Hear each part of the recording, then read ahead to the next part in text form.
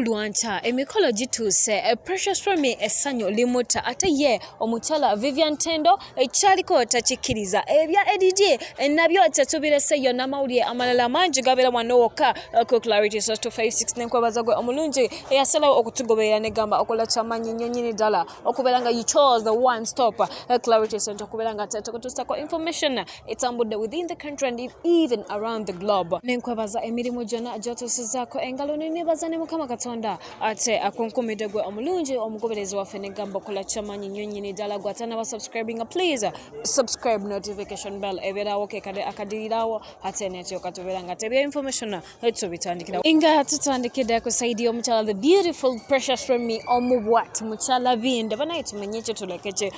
omukolo ogw'okukyala gwaliwo era ne gwogeza bangi obwama naye kati ababadde bagamba mbu it will end in tears mikwano amaziga galambika gammwe ate wezibeera tears ezirabika zigenda bbeera za ssanyu oyinza okwebuuza kiki ekigenda mu maaso ku saidi ya the bindeebas mukwano njagala okutuusako information etaliiko kubuusabuusa etaliiko kulimba etaliiko kuwayiriza nti kyeddaki munnange babadde bagamba it will end in tears I think amaziga gagenda bbeera gammwe gatabeere gammwe ate gagenda kubeera ga ssanyu anti omukolo nga wolaba kaadi eyo munnange ffe aba Clarity twaweereddwa dda omukyala Precious Remmy n'omukulu bindeeba Raymond munnange bagenda kubeera nga ate bakola omukolo gwabwe oguli official jjukira guli gwe basooka okukola kwali kukyala okukyala ne kubwogeza ebyama ate bawagundi ate bagundi abantu ab'enjawulo ne bavaayo mbu obufumbo buno ate bwali tebujja kuwangaala omukyala Remmy n'abagamba mulimba n'amaziga ebyo it will end in tears mpawo atalika abamu abajjoka abayira kyaddaki amaze n'abaswaza amawulire agaliwo gali nti olunaku olw'enkya mukwano wali mu maka g'abazadde ba mukyala Precious Remmy emikolo gijja bbeera gituwuuba olunaku lwakutaano lwe lunaku olw'enkya era nga efe ebinaabayo mukwano tujja bbeera tubikutuusaako ab'ennugu abanambula we banywera amazzi kubanga omukyala Precious Remmy ye mu kyokulumya tebabuulira mubuulire byonna ebinaabayo tujja bbeera tubikutuusaako eyo ngenda kubeera nga te mukwano okujjayo nkutwaleko omukulu John Segawa omukulu ono omuzannyi wa binnauganda omukulu w'amaanyi nnyo mu media industry eya Uganda actor mulamba era n'okuwandiika emizannyo agiwandiika oyinza okwebuuza omukulu John Segawa nga tumutotolako amawulire agagateeka ku desk yaffe agataliko okubuusabuusa gali nti omukyala Leila Kayondo komando omukyala SK Mbuga exiwe mukwano ennaku zino bwe bayita mukwano ekintu ky'omukwano kyo bakizimbidde ddala byonna twabijja ku mukyala Leila Kayondo yennyini ffe tetwogera byanjwanjwa twamubuuzako ne tumugamba mukwano nga kiki omukulu nga tukulaba nnyo naye n'agamba bannaye nze kyo sagaana kukinnyonnyolako kubanga bannaye ye omukulu oyo mumwesonyiwe biri bye mubaddeko ebyambuga mubize ebbali kati mwogere ku musajja omu yekka gwenjagala gwenfaako ennyo ye mukulu oyo John Segawa ne tumubuuza munnange tubuulire kinaagamba nze bannange omukulu oyo n'amala anyegako kinyege mbu ate ayagala mwana ekyo tekibaako okuteesa tekibaako na kulowoozaako wabula wakyogererako bannange n'asaba nze omwana mbeera nzaala muzaale ne tumubuuzaako ku by'omukulu SK Mbuga ne tumugamba okay ye omukulu John Segawa wuwo naye ate omukulu Mbuga n'agamba nze nasuubiza famire yange sigenda kuddamu kubeera nga ate njogera ku mukulu oyo era saagala kuddamu mboozi ezo ebyo bye biri ku saidi y'omukyala Leila Kayondo katumusabira ate relationship enetambule mukwano eyo njagala mbeere nga nkujja nkutwaleko wa producer oyo gwolaba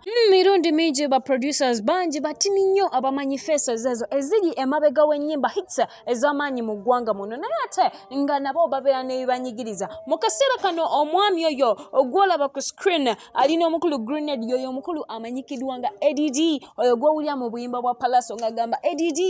ye producer oyo gwolaba munnange emboozi muliko sinnungi bamugobye mu nnyumba yemwe mwabadde ne studio mwabadde afulumizanga ennyimba zino era nga mukwano njagala okutuusako information nti yagobeddwa lwa million 3 ze bamubanja ennyumba eno abadde agirentinga era nga abadde awa emitwalo 37 buli mwezi naye yalemereddwa era n'agezaako n'okukowoola abamu ku bayimbe ate munnange babadde akolera ennyimba naye yagamba nti abantu bano babadde bamwewala bwebaze ekintu kitali kirungi naye mu kaseera kano gezezaako okunoonyako omu ku bayimbi bakoledde ebintu eby'amaanyi nga ono ye mukulu Palaso ne tumugamba mukulu munnange producer wo tomulabye amaziga gamuyita mu kiki n'agamba ez'ensonga nazimaliriza nga nze yakutte miliyoni 1 ey'ensimbi n'ate n'abeera nga agiwa omukulu ADD asasuleko ekitundu okurenta mbanjibwa era nga tulinda ne ba celebrities abalala baveeyo bamukwasa beteganyizeko abasobola okubeera nga ate omukulu ono bamugoba mu nyumba kubanga music we gwa producing akastawulira erinya ADD my friend ebera sure hit kati sababu byonna ebitawanya omukulu oyo ate biterereyo njagala mbere nga nkujjayo kutwaleko ew'omugole omubwati mukwano kati buli omu gwayogerako omukyala Vivian tendo fe bisale bisinga nga faba clarity source 256 tubeera tetwagala kwogera byanjwanjwa ffe tetwogera byambu tusooka ne tunoonya story ne tugigusa mukwano omwami oyo gw'obalaba mu bifaananyi bya Vivian tendo ye mwami agambibwa okubeera nga yamwanjudde era omukyala yafulumizza ebifaananyi ye kennyini n'agamba